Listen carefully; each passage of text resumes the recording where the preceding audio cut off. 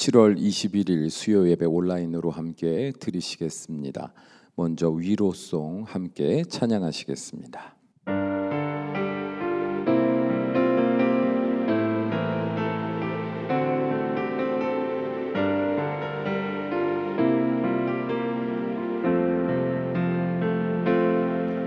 당신이 힘들다는 걸 알아요.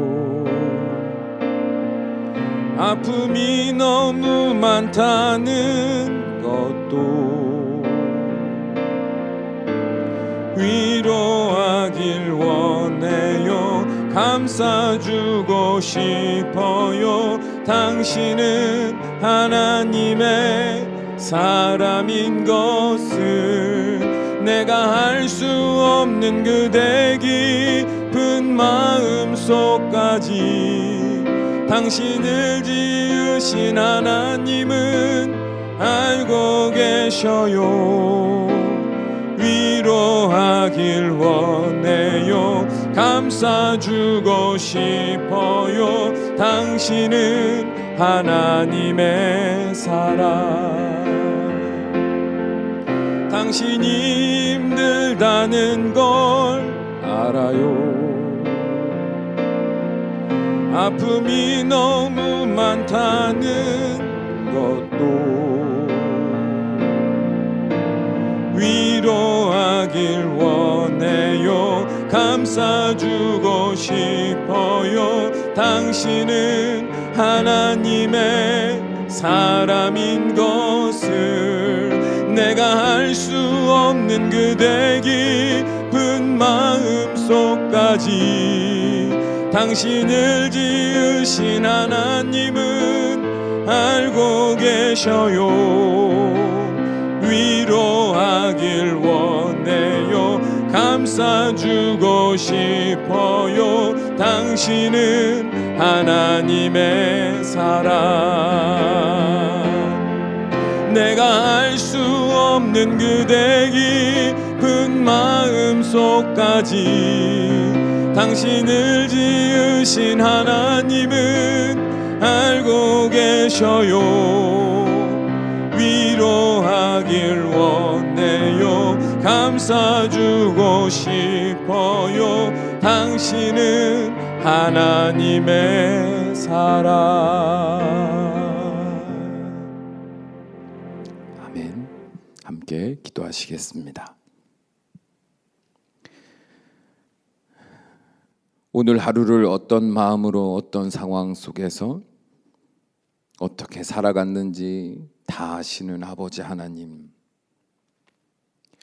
이 저녁 시간 우리를 거룩한 예배 자리로 초청하셔서 내일을 살아야 할 우리에게 필요한 주의 말씀, 그 생명, 그 놀라운 은혜를 부어 주시려고 우리를 이 자리에 함께하게 하신 줄로 믿습니다. 간절히 바라옵기는 우리 주 예수 그리스도 안에서 거듭난 이 교회 공동체가 서로가 서로를 사랑하며 중보하며 함께 손잡고 이 마지막 때를 든든히 걸어가기에 부족함이 없는 복된 공동체 되게 하여 주셔서 주님과 동행하는 그 기쁨을 서로 증거하며 또한 이 땅에 나누어 하나님 보시기에 합당한 거룩한 열매들이 맺혀져가는 우리의 인생들이 될 수 있도록 축복하여 주시옵소서. 예수님의 이름으로 기도합니다. 아멘. 말씀 보시겠습니다. 오늘 함께 보실 말씀은 디모데후서 4장 9절에서 11절까지의 말씀입니다. 디모데후서 4장 9절에서 11절까지의 말씀, 우리 한 목소리로 함께 있습니다. 너는 어서 속히 내게로 오라. 대만은 이 세상을 사랑하여 나를 버리고 데살로니가로 갔고 그레스게는 갈라디아로 디도는 달마디아로 갔고 누가만 나와 함께 있느니라. 내가 올 때에 마가를 데리고 오라. 그가 나의 일에 유익하니라. 아멘. 오늘 말씀의 제목은 믿음의 동역자입니다. 우리는 평생을 살면서 수많은 사람들과 관계를 맺으며 살아갑니다. 어렸을 땐 학교 친구들과 어울려 지냈습니다. 어른이 되어서는 가정을 이루게 되면서 배우자와 자녀와 함께 살게 되었으며 그 외에도 직장 동료들로, 연인으로, 그리고 가까운 이웃들로 함께 어울려 지내게 되었죠. 자, 그렇다면 한 가지 여러분에게 묻고 싶습니다. 지금 당장 여러분이 전화를 해서 나에게로 빨리 와달라고 요청했을 때 지체 없이 달려올 사람이 주변에 있습니까? 물론 가족이나 친한 친구들은 내 요청에 즉각적으로 반응해 줄 수 있을 겁니다. 그렇다면 여러분이 생각하는 그 사람들이 당장 달려와서 여러분에게 해줄 수 있는 것은 무엇입니까? 과연 그들은 여러분의 육신의 문제뿐 아니라 영혼의 문제까지도 함께 공감해 주며 진심으로 여러분의 구원을 위해서 물심양면으로 최선을 다할 수 있는 사람들입니까? 여러분은 세상에 속한 자들과 하나님께 속한 자들의 차이점이 뭐라고 생각하세요? 정말 여러 가지로 그 차이점을 말할 수 있겠지만 가장 근본적인 차이는 삶의 목적과 방향성에서 드러나게 될 겁니다. 간단하게 말하자면 세상에 속한 사람들은 이 땅에서 먹고 사는 일을 위해서 모든 삶의 방향을 조정하는 삶을 살아갑니다. 그래서 그들이 삶의 문제라고 말하는 내용들은 모두 육신의 삶과 관련된 것들 뿐입니다. 그러나 하나님께 속한 자들은 유한한 오늘이 아닌 영원을, 영생을 바라보며 모든 삶의 방향을 조정하는 삶을 살아갑니다. 곧 우리 주 예수 그리스도를 믿음으로 말미암아 볼 수도 없고 믿을 수도 없는 영생의 삶에 대한 확증을 가진 자들이 되어 삶의 이유와 그 방향을 오직 하나님이 다스리시는 그 나라로 조정하는 삶을 살아간다는 말입니다. 그래서 그들이 말하는 삶의 문제들은 모두 영혼의 삶과 관련된 것들입니다. 물론 육신의 문제들도 있죠. 그러나 이들의 사고방식은 성령 하나님의 주도하심에 의해서 훈련된 초월적 사고방식을 가지고 있기 때문에 언제나 육신의 문제들을 포괄하는 하나님의 뜻에 집중하는 태도를 갖습니다. 왜냐하면 당장 해결해야 할 육신의 문제를 풀어 당장의 유익을 얻고자 하는 육신의 욕망보다 우리 주 예수 그리스도로 말미암아 소망하게 된 하나님 나라에서의 영원한 사랑과 연합을 갈망하는 마음이 더 크기 때문에 그래요. 그러므로 하나님께 속한 자들은 시간이 지날수록 점점 세상에서 외롭다라는 생각을 문득 하게 됩니다. 왜요? 주변에 인간적으로 친밀한 관계를 맺는 사람들은 여전히 많습니다. 언제든지 나의 요청에 즉각적으로 반응하여 도와줄 수 있는 사람들도 여전히 많습니다. 인간적으로 나를 사랑해 주는 사람도 많아요. 그러나 문제는 그들과의 관계가 딱 거기까지만이라는 사실에 있습니다. 나는 지금 주의 말씀과 성령 하나님의 인도하심 속에서 점점 더 영적인 성장을 통한 하나님과의 친밀한 교제에 대한 갈망이 커져만 가고 있거든요. 다들 코로나 바이러스로 인해 분노와 절망으로 가득 찬 이때에도 참 그리스도인들은 오히려 잠잠히 하나님을 사모하며 그 하나님과 더 사랑하며 이 상황에 담긴 하나님의 뜻을 분별하여 순종하며 살아가는 삶을 꿈꾸며 살아가고 있습니다. 때론 세상의 법과 사람의 상식 안에서 아무런 문제가 되지 않는 내 내면의 죄와 허물로 인하여 고통스럽기도 해요. 왜냐하면 내가 사모하는 하나님의 마음에 합당한 모습이 아니라는 것을 깨닫게 하는 영적인 민감함의 자극이 나를 괴롭게 하기 때문입니다. 그래서 이런 거룩한 소망과 내면의 고통을 누군가와 이야기하고 싶어요. 그러나 육신적으로 허물 없이 지낼 수 있는 친한 사람들과 이런 이야기를 나눌 수가 없습니다. 왜냐하면 그들의 삶의 목적과 방향성은 나와 근본적으로 다르기 때문입니다. 세상의 문제들 앞에서 이런저런 말을 하며 분노하고 미워하고 절망하는 그들을 위로는 할 수는 있어도 그 마음에 동화되어 함께 이야기를 나눌 수가 없습니다. 나만 그들과 동떨어져 사는 것 같아요. 왜냐하면 나에게 있어서 세상의 문제들은 하나님께서 주관하시는 문제들로서 더 이상 의심하거나 염려할 것들이 아닌 것을 믿기 때문에 그들과의 대화의 만족감이 사라져가기 때문입니다. 지금 내가 바라는 대화는, 교제는 하나님의 나라를 소망하며 오늘을 살아가는 자들이 겪는 영적 현실에 관한 것들 뿐이에요. 그래서 초대교회 성도들은 언제나 함께 모이기를 힘썼습니다. 상상해 보십시오. 예수 그리스도를 믿고 성령 세례까지 받은 그들은 이 세상이 아니라 하나님의 나라를 소망하는 자들이 되었습니다. 내가 소망해야지 해서 소망하는 자들이 된 게 아니라 그 안에 영적인 거듭남으로 인하여서 완전히 생각하고 사고하고 바라고 이해하고 수용하는 모든 체계가 영적인 사람으로 변화돼서요, 자연스럽게 세상이 아니라 하나님의 나라를 소망하는 믿음을 가진 자들이 됐다 이 말이에요.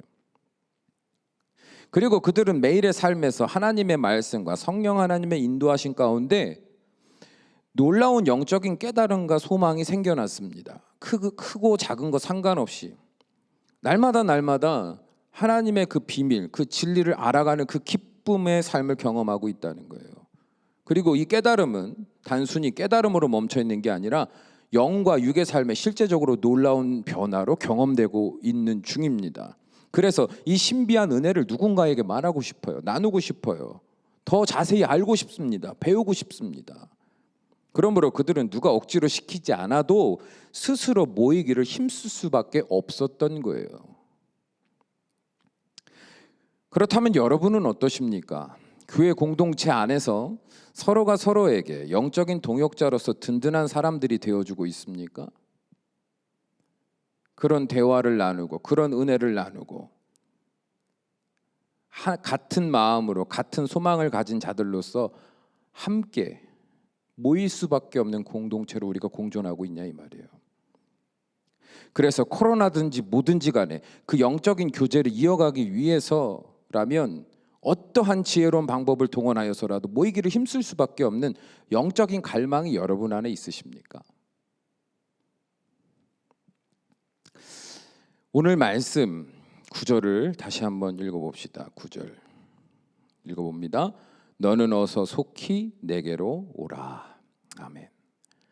감옥에 갇힌 사도 바울은 디모데에게 하루라도 빨리 자신에게 와달라고 요청합니다. 그렇다면 그 이유가 뭘까요?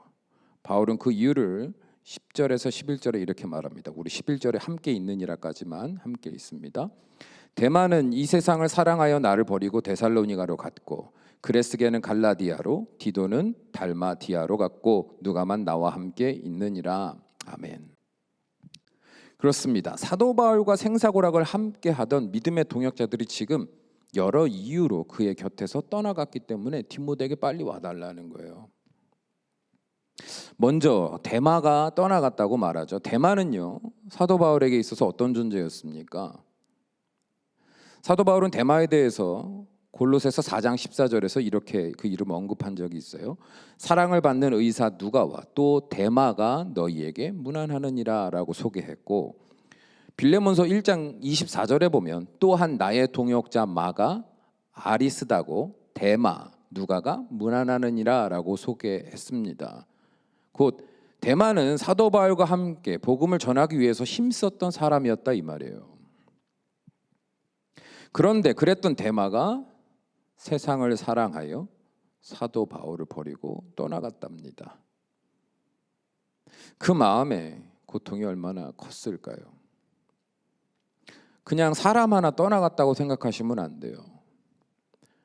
육신적인 관계 안에서의 어떤 한 관계가 깨어졌다는 게 아니라요, 영적으로 어떻게 보면 깊이 나누는 것이 어려운 그 영적인 삶을, 그 영적인 소망을, 그리고 그 복음을 향한 그 구원에 대한 목적을 가지고 목숨 걸고 함께 동고동락했던 영적 동역자가 삶에서 떨어져 나간 것, 그 고통은요 여러분 더 큰 고통이었을 거예요. 그리고 데마는 다른 이유로 그레스게와 디도가 바울의 곁을 떠나갔습니다. 그들은 로마의 핍박 속에서도 복음을 전하기 위해서 각 지역으로 보냄을 받아 바울의 곁을 떠난 상황이었습니다. 그리고 누가만 바울의 곁에 머물러 있었지요. 그의 마음은 결코 편치 않았을 거예요. 왜냐하면 언제 잡혀 죽어도 이상하지 않을 이때에 사랑하는 믿음의 동역자들을 먼 곳으로 보낸 그의 마음은 절대로 평안할 수 없었기 때문입니다. 그래서 사도 바울은 디모데에게 어서 속히 오라고 요청한 거예요. 왜냐하면 그에게 있어서 디모데는 현재 자신의 연약한 마음을 공감해 줄 수 있는 든든한 믿음의 동역자라고 생각했기 때문입니다. 굳이 구구절절 내 마음을 설명하며 설득하지 않아도 내가 어떤 마음으로 어떤 삶을 살았을지를 진심으로 공감해 줄 수 있는 사람이 디모데라고 생각했던 거예요. 왜 그런 마음 있지 않습니까? 너무나도 죽을 것 같이 힘들 때 여러분은 누구를 찾게 되던가요? 나를 누구보다도 잘 아는 사람 아니었습니까? 심지어 내가 큰 수치를 당했다 하더라도 나를 신뢰함으로 그 결과가 아니라 그 이유를 물어봐 줄 사람 아니었습니까? 그뿐 아니라 이제 생에 얼마를 남겨두지 않은 사도 바울은 앞으로 복음을 전하는 일에 있어서 필요한 지혜를 전달할 수 있는 사람으로 디모데가 합당하다고 생각했습니다. 물론 마가를 함께 데리고 오라는 말 속에는 마가 또한 그런 역할에 합당한 사람이라는 전제가 포함되어 있지만 이 모든 일의 책임자로서 사도 바울은 디모데를 먼저 생각하고 있었던 겁니다. 그만큼 사도 바울은 디모데를 영적인 공감을 나눌 수 있는 동역자를 넘어 모든 것을 믿고 맡길 수 있는 믿음의 후계자로서도 신뢰하고 있었던 거예요. 같은 마음으로 같은 소망을 품고 살아가는 영적인 동역자 디모데만이 바울의 고난과 소망을 함께할 수 있다고 생각했던 겁니다. 그래서 그는 하루라도 빨리 이 생명 끊어지기 전에 디모데를 만날 수 있기를 고대할 수밖에 없었던 거예요.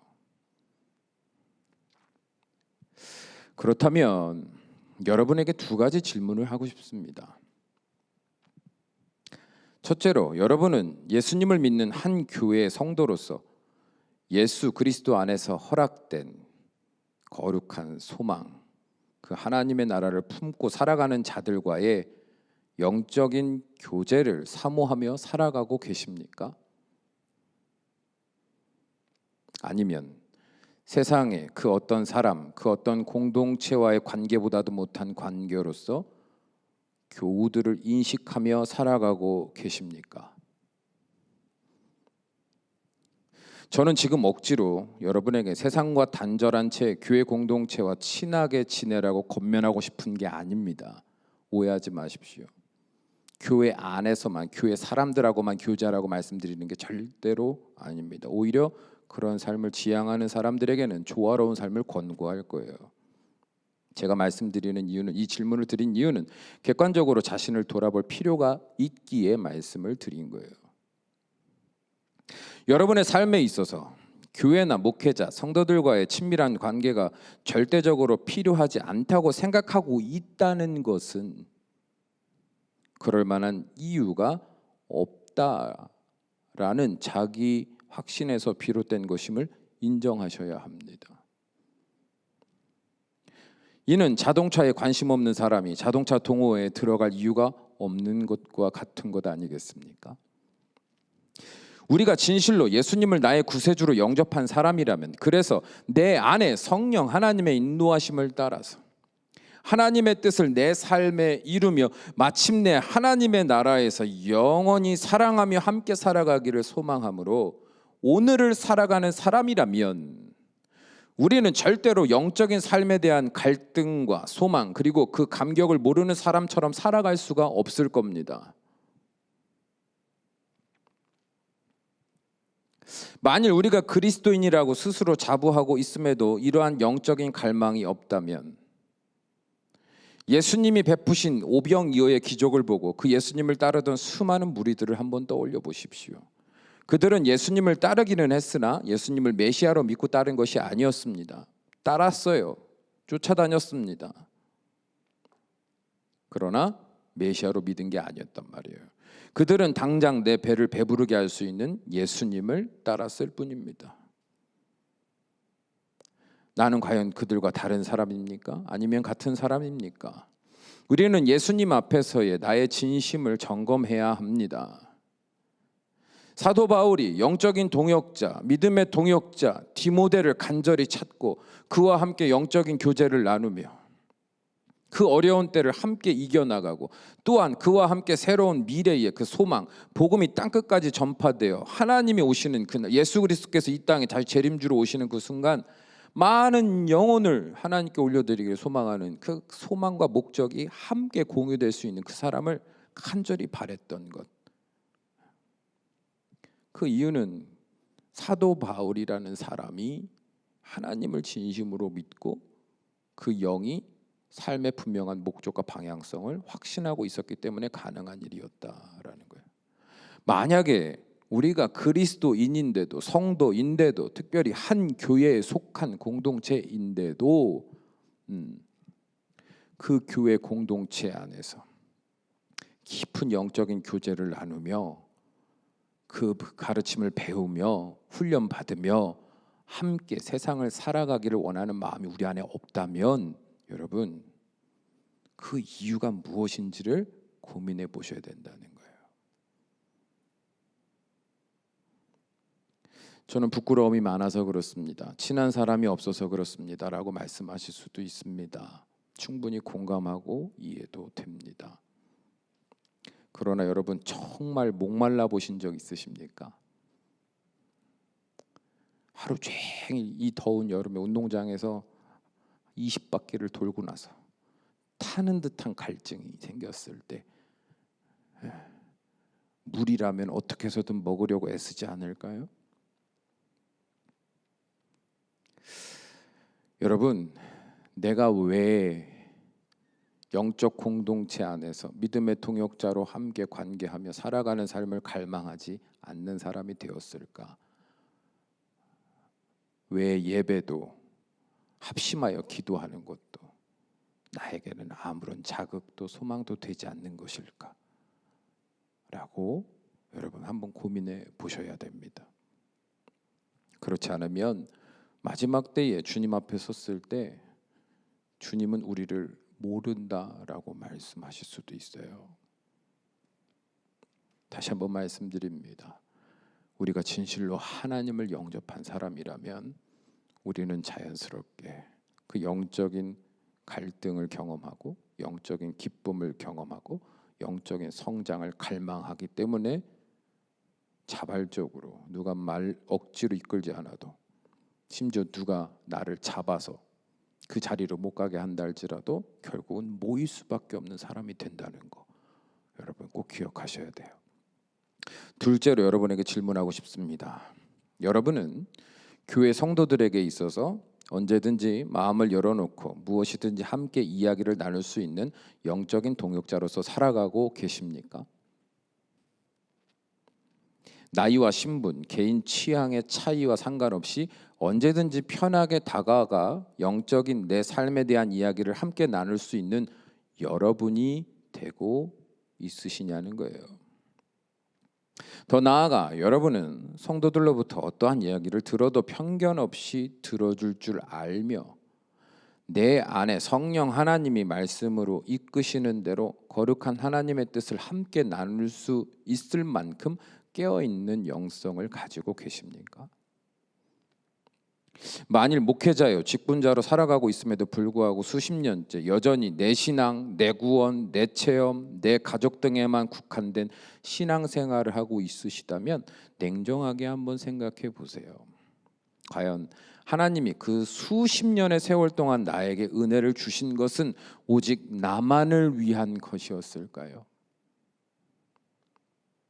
과연 하나님은 내가 주의 은혜 안에서 홀로 평안하다 평안하다 부유하다 부유하다 하며 혼자 감격하고 혼자 평안히 그 삶을 즐기는 것을 보시며 잘했다라고 칭찬하실까요? 우리가 진실로 주의 말씀 안에서 성령 하나님의 인도하심을 따라 훈련받은 인생으로 살았다면 우리는 점점 더 나의 삶에 별다른 관심이 없어져 가는 것을 느끼게 느낄 수밖에 없을 겁니다. 왜냐하면 나의 모든 삶의 주인 되신 하나님을 향한 믿음이 자라갈수록 더 이상 내가 노심초사하며 매달리고 붙들었던 세상의 모든 일로부터 전적인 자유를 얻어가기 때문입니다. 그리고 점점 더 주변 사람의 구원과 변화에 관심을 갖게 될 겁니다. 왜냐하면 나를 위해서 온전히 존재하던 내 마음이, 내 삶이 이제는 오직 하나님을 전적으로 믿는 믿음 안에서 하나님의 거룩한 뜻, 그 마음과 하나님의 그 감정과 그 생각과 바람들로 채워져 가기 때문에 그렇습니다. 하나님이 내 삶의 주인이십니다라는 믿음이 자라갈수록 예전에는 요거 하나 맡기고 요거 하나 맡겼던 내 삶이 이제는 모든 것을 다 맡기는, 내 생명까지도 다 주님께 내어 맡기는, 주님을 전적으로 신뢰하는 믿음으로 성장하면 자연스럽게 나의 것으로 가득 찼던 그 마음과 생각의 공간에 하나님의 주권적인 임재와 통치가 더욱더 강력하게 역사하시면서 이제는 하나님의 뜻이 무엇인지를 듣는 그 상태가 아니라 하나님이 생각이 곧 나의 생각, 하나님의 마음이 곧 나의 마음으로 같이 동화되는 거예요. 연합된다 이 말입니다. 내 것이 비워질수록 하나님이 내 안에 더 강력한 주권으로 나를 다스리시는 그 은혜가 충만할수록, 그래서 자꾸 못 느끼는 걸 느끼게 된다 이 말이에요. 관심이 없던 것에 관심이 생기게 된다 이 말입니다. 하나님과 같은 마음으로 성령 하나님이 그걸 세밀히 느낄 수 있는 은혜의 문을 열어주시거든요. 그래서 저 사람을 향한 하나님의 마음이 내 마음이 되고 저 사람을 향한 하나님의 생각이 나의 생각이 되어가는 것을 경험하게 되면서 누가 알아주든지 알아주지 않든지 너무나도 자연스럽게 원래 그래야만 하는 사람이 된 것처럼 다른 이들을 사랑하고 기다려주고 이해해주고 진실로 권면하며 살아가는 삶을 기뻐하는 삶이 될 수밖에 없습니다. 우리가 질서 있는 신앙생활로 잘 훈련받고 성실히 그 자리에 있었다면 말이에요. 그러므로 하나님 안에서 하나님과 연합된 자는 모든 사람을 향하여 열린 마음으로 나아갈 수밖에 없어요. 복잡하게 생각하지 마시고 한번 딱 이 이미지를 점검해 보세요. 누군가 같은 성도가 하나님이 나에게 이렇게 어떤 성도와 대화를 할 때 여러분은 그 사람과 내가 대화하도록 하나님이 그 자리를 이끌어 만드셨다라는 것이 여러분 먼저 의식이 되셔야 하고, 왜요? 하나님이 같은 성도 안에 그런 모임과 만남을 주시는 건 헛된 순간이 하나도 없기 때문에 그래요.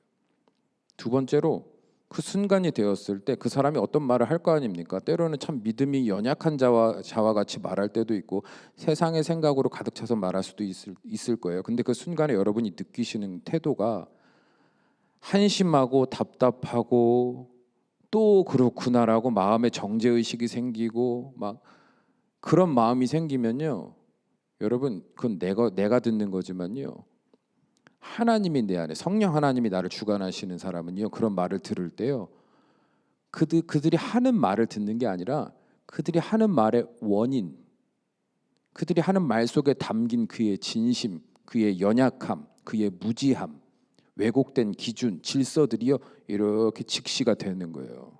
하나님은 그걸 보거든요. 왜요? 근본적인 문제가 해결돼야 겉으로 드러나는 현상들이 해결이 되는 거예요. 겉을 깨끗이 닦는 게 아니라 속을 깨끗이 하는 것이 중요한 핵심이다 이 말이에요. 그래서 그거를 하나님이 보시는 걸 나도 함께 느껴요. 그러면 대화를 들을 때요, 내 기준 가지고 내 경험 가지고, 여러분이 생각하는 여러분의 경험이 여러분 세상의 진리가 아닙니다. 여러분이 경험하는 거는요 아주 작은 조각가도 같은 작은 경험이에요. 그게 전부라고 생각하지 마세요. 요만한 그 경험과 그 이해와 자기만의 기준 안에 세상의 모든 사람을 담으려고 하지 마십시오. 되게 편협한 사람이 되는 거예요. 대화가 안 되는 사람이 되는 거예요. 여러분, 하나님이 내 안에 주인 되셨다는 건 하나님이 들으시고 하나님이 생각하시고 하나님이 느끼신 것을 우리는 공감하는 그 삶을 말하는 거예요.